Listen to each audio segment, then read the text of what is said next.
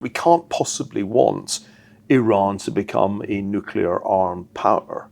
Even if Iran only used its weapons against Israel, John, I think we have a moral responsibility, we who are British, American, Australian, to ensure that there is never a second Holocaust. The State of Israel exists, ultimately, because of the Holocaust. Because the Holocaust showed that the Jews could not be safe without a state of their own. And I think we have a moral responsibility to ensure that there is no second Shoah. What Hamas did on October the 7th, 2023, was in effect a trailer for a second Holocaust. I know that's how my Jewish friends saw it. I know that's how my Israeli friends in particular saw it. I'm not a Jew myself, but I've spent a lot of my career studying Jewish history.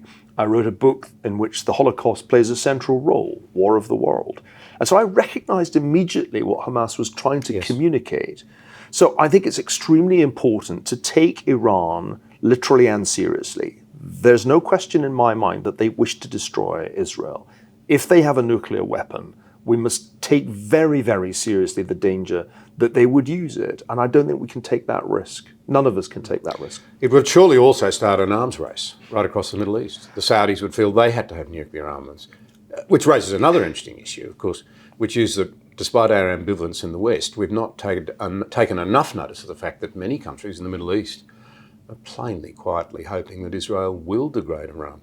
Well, this is one of the strategic things that Donald Trump got right in his first term, and that was to back reconciliation between Israel and its Arab neighbors and near neighbors. The Abraham Accords were one of the great achievements of the Trump administration, and that process could have carried on if Trump had been re-elected in 2020. Instead, it was derailed. We got a whole bunch of Obama holdovers back in Washington saying we need to resuscitate the nuclear deal with Iran. We know where that led. It relaxed the sanctions in Iran. The resources Iran got from selling its oil went straight to Hamas. But it's still possible to revive the Abraham Accords process. I think the Saudis would quietly welcome a return of negotiations with Israel and the United States. There is no great love lost for the Palestinians in Riyadh, in truth.